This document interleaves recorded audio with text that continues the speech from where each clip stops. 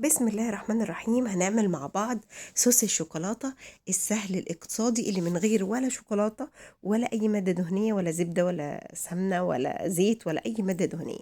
خطير، تقدري تستخدميه في كيكة، في بسكوت، في أي حاجة. زي ما انت شايفة كده قوامه حلو قوي، تقدري تحتفظي بيه في التلاجة لمدة طويلة.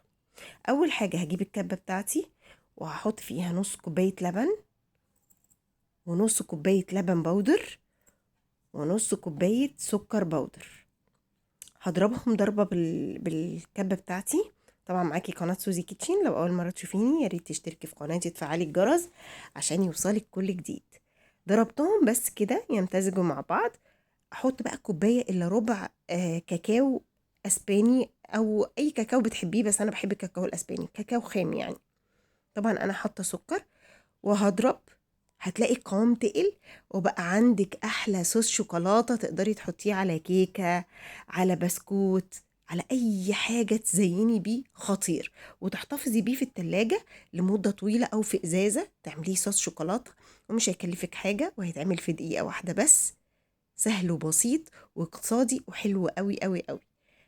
احط بقى في برطمان في الكوبايه بتاعتي اللي هحط منها او هصب منها، براحتك خالص. تحتفظي بيه، واللي يجرب وصفتي بألف هنا وشفا.